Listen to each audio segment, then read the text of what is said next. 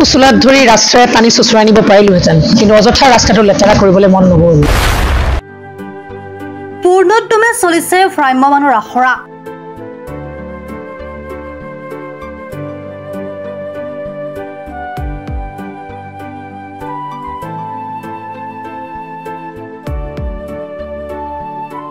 অসমৰ চুকে কোণে চহৰে নগৰে অব্যাহত আছে ভ্ৰাম্যমাণৰ জয়যাত্ৰা। বহু কেইখন হৃদয়স্পৰ্শী নাটকেৰে দৰ্শকৰ মন জয় কৰিবলৈ সাজু আবাহন থিয়েটাৰ।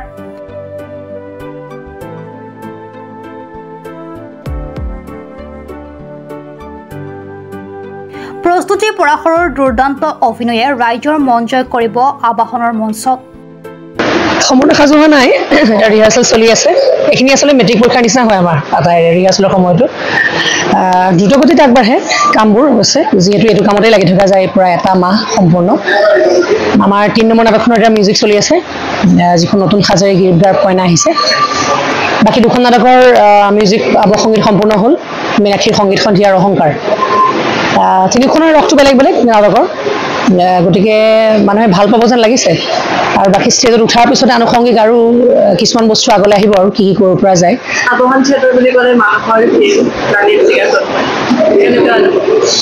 ভাল অনুভৱটো, কাৰণ আবাহনৰ নিজস্বতা নামো আছে নহয়। আজি বহুত বছৰ, 46 বছৰ, এইটো 46 years ৰানিং।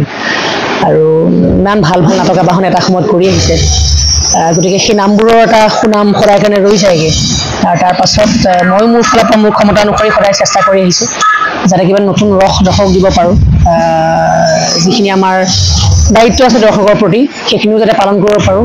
ব্যৱসায়িক দিশটোও যাতে চলি থাকে, আমাৰ ইয়াত যিমানখিনি মানুহ জড়িত আছে তেওঁলোকৰ সংস্থাপনো যাতে চলি থাকে।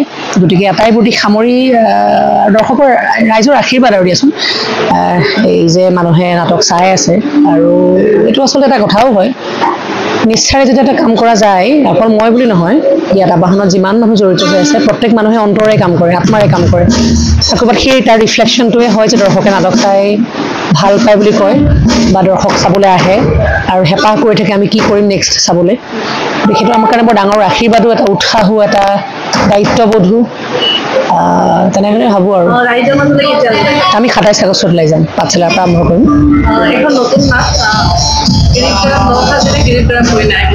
গতিকে যিহেতু আপোনালোকে প্ৰায় ৰিহাৰ্চেল সামৰণি গৈছে, আমাৰ চাই আছে চাব টুকু চুলাত ধৰি ৰাস্তাৰে টানি চুচুৰাই নিব পাৰিলোহেঁতেন, কিন্তু অযথা ৰাস্তাটো লেতেৰা কৰিবলৈ মন নগ'ল। সৰু ডাইলগে ধৰ, যিটো এটা মিউজিক ৰিহাৰ্চেল চলি আছে আমাৰ সুৰৰ সাগৰ দীপক বৰুৱা। দীপক দাই প্ৰতি বছৰে ইয়াত আঁকোৱালি লৈছে, আৰু দীপক দাই প্ৰতি বছৰে মিউজিক কৰে। এইবাৰ গিৰিপদাৰখনৰ মিউজিক কৰিছে দীপক দাই। এইখনৰে মিউজিক চলি আছে এতিয়া, অলপ বেলেগ এটা ৰস পাব, পৃথক ৰস এটা পাব। আৰু বাকী 2খনৰ আৱসংগীত পুলকে কৰিছে, অলপ খুব ভাল এজন মিউজিচিয়ান। বাকী গোটেইখিনি মানুহে সহযোগিতাত আমি আগবাঢ়ি যাওঁ নাটকসমূহৰ ক্ষেত্ৰতো, আৰু সেই সহযোগিতাই মুখ্য আচলতে আবাহনৰ। আহক চাবলৈ, আপোনালোকৰ কাৰণে কষ্ট কৰি আমি এতিয়া এই প্ৰস্তুতি চলাইছোঁ 3খন নাটকৰ। আৰু যিহেতু 3খন নাটকক সমানেই গুৰুত্ব দি আগবাঢ়িছোঁ, গতিকে আপোনালোকক 3খন নাটকেই কিন্তু আপোনালোকক মানে মন প্ৰাণ জয় কৰিবলৈ চেষ্টা কৰিব। গতিকে আপোনালোকে আহক, আমাক আশীৰ্বাদ জনাওক, উৎসাহিত কৰক।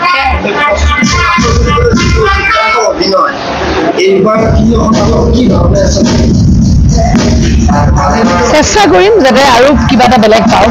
ইমান বছৰতে মোক চাই আহিছে দৰ্শকে, গতিকে আকৌ এবছৰ নতুনকৈ চোৱাৰ কাৰণে যিটো হেঁপাহ লাগে, সেই হেঁপাহটোৰ ক্ষেত্ৰত কি নতুন দিব পাৰোঁ চেষ্টা কৰি আছোঁ।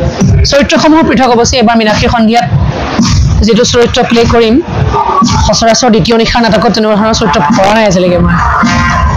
মানসিক ভাৰসাম্য হেৰুৱা এগৰাকী ছোৱালী, আৰু তাৰপাছত ঘটনাক্ৰমে যেনিবা ভালো হয়। গতিকে সেই কেৰেক্টাৰটো অকণমান চেলেঞ্জিং হ'ব, কাৰণ সেইবোৰ কেৰেক্টাৰ কোনো গ্ৰামাৰ নাথাকে, কৰিবলৈ অকণমান টান। বাকী গিৰিপদাৰখনটো মই আগতে কৰিছোঁ, গতিকে সেই চৰিত্ৰটো মোৰ এনেও প্ৰিয়, পুলিচৰ চৰিত্ৰ। অহংকাৰ নাটকখন অলপ পৃথক হ'ব এইকাৰণেই যে অহংকাৰত খুব এটা মননশীল, মনস্তাত্ত্বিক এটা দিশ আছে, প্ৰতিবাৰে থাকে। আবাহনৰ প্ৰথম নিশাৰ নাটকখনত এটা মানুহৰ খুব ছফ্ট কিছুমান ইম'শ্যন আমি দেখুৱাবলৈ চেষ্টা কৰোঁ এই প্ৰথম নিশাৰ নাটকখনৰ যোগেদি। গতিকে অহংকাৰখনত পৃথক ৰস পাব। আছে বহু কেইগৰাকী আগশাৰীৰ অভিনেতা অভিনেত্ৰী। আবাহনৰ আখৰা গৃহৰ পৰা আমাৰ এই প্ৰতিবেদন। আবাহন আগতে মই 2 বছৰ থাকিলোঁ, এইবাৰ 3 নম্বৰ বছৰ কাৰণে দেখিব আবাহনৰ মঞ্চত। আৰু প্ৰত্যেক বছৰ আমি যিটো আশা কৰোঁ, আমাৰ আচলতে আমি ৰাইজৰ কাৰণে, দৰ্শকৰ কাৰণে আমাৰ নাটকৰ যোগেৰে আমি কিবা এটা দিয়াৰ চেষ্টা কৰোঁ। আমি মানে কি ইয়াত অভিনেতা, অভিনেত্ৰী, নাট্যকাৰ, প্ৰযোজক গোটেইখিনিৰ কথা কৈছোঁ। আৰু এইটো আশা ৰাখোঁ যে আমাৰ কামখিনি ৰাইজৰ ওচৰত ভালকৈ ধুনীয়াকৈ যাওঁ, ৰাইজে ভাল পাওঁ। আৰু এইবোৰ এটা ব্যতিক্ৰম নহয়। 3খন নাটক, অহংকাৰ, মীনাক্ষীৰ সংগীত সন্ধি, আৰু এতিয়া চলি আছে বৰ্তমান মিউজিকৰ কাম চলি আছে আমাৰ গিৰিত গাঁৱত পিনে আহিছে নতুন সাজেৰে। আৰু গোটেই 3খন নাটকে খুব সৰ্বাংগ সুন্দৰ হ'ব বুলি আমি আশাবাদী। যিখন অহংকাৰ নাটক, সেইখন আবাহনৰ প্ৰথম নাটকৰ যিটো ধাৰা, প্ৰথম নিশাৰ যিটো নাটকখনৰ যিটো ধাৰা, সেই ধাৰাতেই আছে। খুব মননশীল কাহিনী এটা, দৰ্শকে নিজকে বিচাৰি পোৱা কাহিনী এটা। মীনাক্ষীৰ সংগীত সন্ধিয়া খুব কমাৰ্চিয়েল ড্ৰামা, কিন্তু আটাইতকৈ তাৰ ভাল কথাটো হৈছে তাৰ যিটো কণ্টেণ্ট, যিটো বিষয়, সেই বিষয়টো কিন্তু এটা একদম কণ্টেম্পৰাৰী বিষয় এটা। ছ'চিয়েল মিডিয়াই যে মানুহক অকে গালি পাৰি এখন ঘৰ শেষ কৰি দিব পাৰে, তেনেকুৱা এটা বিষয় লৈ পেলাই যিটো চলি আছে এতিয়া। আৰু গিৰিবাক দেখিছে, আগতো আছিল এইখন নাটক ভাগ্যদেৱী থিয়েটাৰত, সেইখন ময়ো কৰিছিলোঁ নাম, সেইখন নাটকত ময়ো আছিলোঁ সেই সময়খিনি। প্ৰস্তুতিবাৰ মই গেছে এক্টিং কৰিছিলোঁ, কিন্তু এইবাৰ যিহেতু 9 সাজেৰে আহিছে গিৰিব কাইৰাম, এইবাৰ মই গিৰিয়াক নহয়, এইবাৰ মই প্ৰস্তুতিবাৰ উল্টা কেৰেক্টাৰ, মই ভিলেন হৈছোঁ নাটকখনত। গতিকে খুব ভাল, আমাৰ গোটেই য়ং ষ্টাফ, আমাৰ মানুহখিনি খুব ভাল। ঋতু, লাটু, চন্দন, তাৰপিছত আমাৰ প্ৰমোদ, পদ্মদা আছে চিনিয়ৰ মোষ্ট, তাৰপিছত বৰ্ণালী আছে, চয়নিকা আছে, প্ৰস্তুতিবাৰটো আছেই। লগতে নতুন মুখ এখন দেখা পাব এইবাৰ আবাহনৰ মঞ্চত, কল্যাণ জ্যোতি কোঁৱৰ। নতুন হ'লে কিন্তু বৰ ধুনীয়াকৈ কামবিলাক কৰি আছে, খুব ভাল লাগিছে এতিয়া আমাৰ। আবাহন থিয়েটাৰ বুলি ক'লে এক ব্যতিক্ৰমী তথা ভ্ৰাম্যমান জগতৰ আগশাৰীৰ এখনি ভ্ৰাম্যমান দল। এইবাৰ কেনেধৰণে পাব আবাহন দৃষ্টি? নহয়, এইটো হয়, আবাহন থিয়েটাৰ আচলতে অলপ ব্যতিক্ৰম সকলো থিয়েটাৰতকৈ বুলি মই ভাবোঁ। এইকাৰণে যে আবাহনখন ইয়াৰ আগত, এতিয়াতো বাইদেউ হৈছে প্ৰযোজক, চ' তাৰ আগত আছিলে কৃষ্ণ ৰয় ডাঙৰীয়া। ত' তেখেতে সান্নিধ্য পাইছিল বহু ডাঙৰ নাট্যকাৰ, পৰিচালক, যেনেকৈ ভৱেন্দ্ৰনাথ শইকীয়া ছাৰ, মুনীন বৰুৱা ছাৰ। গতিকে এই সান্নিধ্যবিলাক পাই তেখেতে মানে থিয়েটাৰখনত এটা বেলেগ এটা গতিত এই থিয়েটাৰখন চলাবলৈ আৰম্ভ কৰিছিল। গতিকে সেইকাৰণে অলপ ব্যতিক্ৰম হৈ চলি আছে। আৰু যেতিয়া প্ৰস্তুতি বাই ল'লে, এতিয়া প্ৰস্তুতিবাই সেই গতিটো, সেই ধাৰাটো দিবলৈ চেষ্টা কৰি আছে। গতিকে যাৰ কাৰণে আবাহনখনৰ গুণগত মানদণ্ড একেই পাব দৰ্শকে, আগত যেনেকুৱা পাইছিল এতিয়াও পাব। নাটকৰ মানদণ্ডও ঠিক তেনেদৰে একেই থাকে, কাৰণ প্ৰস্তুতিবাই নাটকখিনি লওঁতে বিষয়বস্তু বা নাটকখন কেনেকুৱা হৈছে এইটো বিষয়ত বাৰুকৈ গুৰুত্ব দিয়ে। গতিকে এনেকুৱা নহয় নাটক এখন দিলে আমি কৰিলোঁ, এনেকুৱা নহয়। বা অভিজিত ভট্টাচাৰ্যৰ তেখেতে নাটকখন লিখোঁতে, আবাহনত লিখোঁতে অলপ চাগে বেলেগকৈ ভাবি আহে বুলি ধৰি লৈছোঁ আৰু। যিহেতু আবাহনখনত মই বহু বছৰ জড়িত হৈ আছোঁ, এইটো মোৰ 15 নম্বৰ বছৰ একেৰাহে।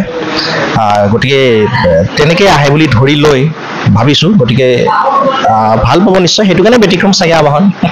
এক দীঘলীয়া যাত্ৰা আবাহন গোষ্ঠীৰ লগত আপুনি 15 বছৰ বুলি উল্লেখ কৰিলে। কস্তুৰী পৰাশৰ তেওঁ নিজে এগৰাকী অভিনেত্ৰী হোৱাৰ লগতে এই গোষ্ঠীটোৰ কেনেধৰণে পায়? এই ঋতুৰাজ মহন্তৰ এই পেঞ্চনৰ ব্যৱস্থা কৰি আছে বুলি শুনিছোঁ আমি আবাহন থিয়েটাৰ কৰ্তৃপক্ষৰ ফালৰ পৰা। গতিকে ঠিকে আছে, প্ৰস্তুতিবাক পাইছোঁ মানে প্ৰস্তুতিবাৰ লগত থকাও আজি মোৰ চাগে 7-8-9 বছৰমান হ'ল। গতিকে প্ৰস্তুতিবাৰ কথা কৈ শেষ কৰিব নোৱাৰোঁ। এখন বিশাল কিতাপ। তেখেতে নিজে অভিনেত্ৰী, নিজে প্ৰযোজনা কৰে, সকলো দিশ ইমান পুংখানুপুংখকৈ চাই যে ইমানখিনি সম্ভৱ। বেলেগ থিয়েটাৰত বাৰু ছেক্ৰেটাৰী এজনকে থাকে চাই, আমাৰ ইয়াত ছেক্ৰেটাৰী থকাৰ ওপৰত আকৌ বাইদেউ নিজে নজৰ দি থাকে, যাৰ কাৰণে কোনোফালে আমাক হিলিব নিদিয়ে বা থিয়েটাৰখন কোনোফালে পৰি নাযায়। সেইটো কাৰণে যে সকলো দিশত বাইদেউৰ অসীম শক্তি, অসীম ধৈৰ্য, ইমান বহুত এনাৰ্জেটিক মানুহ এগৰাকী, চাৰিওফালে নজৰ একদম বাইদেউৰ নসদৰ্পণত। আপোনাৰ ওচৰলৈ আহিছোঁ, আপোনাক এইবাৰ ৰাইজে কেনেধৰণে পাব? 3খন নাটকৰ 3টা ভিন্ন চৰিত্ৰ। গিৰিবাৰত মই এবাৰ প্ৰথমবাৰলৈ কমেডি কৰিবলৈ লৈছোঁ। আমাৰ গোটেই ষ্টাফটোৱে মোক সহায় কৰি আছে, যিমান পাৰোঁ নিজেও চেষ্টা কৰি আছোঁ। বাকী 2খন নাটকো ভিন্ন ৰসৰ চৰিত্ৰ 2টা আছে। আশা কৰিছোঁ ভাল হ'বই, হ'ব লাগিবই, ৰাইজে আঁকোৱালি ল'ব। আমাৰ ষ্টাফটো বৰ ধুনীয়া, তাতে প্ৰস্তুতিবাৰ নেতৃত্বত আমি কাম কৰি আছোঁ। অভিজিত ভট্টাচাৰ্যদেৱে আমাক 3খন বৰ সুন্দৰ নাটক দিছে। সেই নাটক 3খন আমি সুন্দৰভাৱে কৰি ৰাইজৰ মাজলৈ বৰ ধুনীয়াকৈ ওলাই যোৱাটো আমাৰ আশা।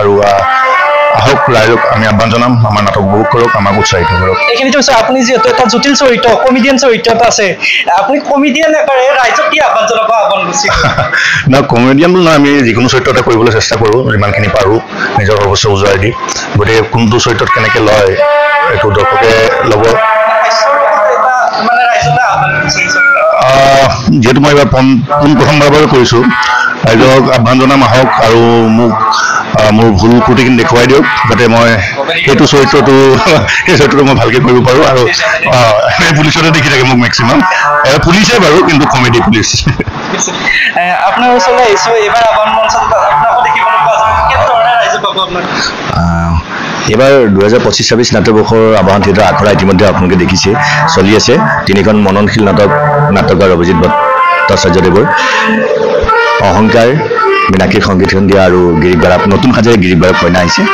খুব ভাল নাটক সংগীতত আমাৰ সংগীত সংযোজনা কৰিছে পুলক কুমাৰ আৰু দীপক বৰুৱাদেৱে খুব ভাল সংগীত কৰিছে আৰু বহুত ভাল নাটক আৰু চৰিত্ৰসমূহ সকলোৰে বাবে ভাল হৈছে আৰু মোৰ চৰিত্ৰ দুখনত মই কমেডি কৰিছোঁ আৰু এখনত চিৰিয়াছ কেৰেক্টাৰ এটা কৰিছোঁ পুলিচৰ এনেদৰে আগবাঢ়িছে আৰু মই আবাহনত এইটো মোৰ 4ৰ্থ বছৰ মই আগতে পাইছোঁ কিন্তু লকডাউনৰ সময়ত মই প্ৰস্তুতি বাসতে এখন নাটকত নায়কৰ চৰিত্ৰটো কৰিছিলোঁ কিন্তু বাইদেউ ইমান কমফৰ্টেবল আৰু ইমান টেলেণ্টেড নিজৰ বিভিন্ন চৰিত্ৰ থাকে ফাইট থাকে ডান্স থাকে তাৰ মাজতে মোক কেতিয়াবা চুলিটো ডাঙা থাকে ধুতিখন ডাঙা থাকে বাইদেউ এইবোৰ নাটকৰ মাজতে মানে মোক ইংগিত দিয়ে খুব ভাল লাগে আৰু আমি মহাৰাণী বুলিয়েই কওঁ বা সকলোৱে কয় গতিকে আমি এডাল ৰণুৱা আমাৰ অভিনয়ত মানে সঞ্জিত শৰ্মা প্ৰমুখে এডাল নাট্য ৰণুৱা আছে বলিষ্ঠ আমি আশা কৰিছোঁ আমাৰ 3খন নাটক দৰ্শকে উপভোগ কৰক news desk report Bharat time digital অসমৰ সংবাদ জগতখনৰ বাবে এক সুখৰ খবৰ আপোচবিহীন ৰাইজৰ কণ্ঠ সাপ্তাহিক কবচ পুনৰ এবাৰ অসমৰ ৰাইজৰ মাজলৈ স্বত্বাধিকাৰী প্ৰণীতা কলিতাৰ দ্বাৰা প্ৰকাশিত আৰু আপোচবিহীন একাংশ নপুৰণি অভিজ্ঞতাপুষ্ট সাংবাদিকৰ দ্বাৰা প্ৰচাৰিত তথা eco printing press Guwahati Katabari গড়চুকত মুদ্ৰিত সাপ্তাহিক কবচ এতিয়া অসমৰ বিভিন্ন প্ৰান্তত উপলব্ধ আমাৰ ঠিকনা মুখ্য কাৰ্যালয় অসম ফৰেষ্ট স্কুল হৰি মন্দিৰ পথ গুৱাহাটী আৰু উপ কাৰ্যালয় Kalita market Bijoynagar Kamrup Assam mobile number হৈছে 9435114666 70024728813 আমাৰ ইমেইল আইডি হৈছে kobos2025@gmail.com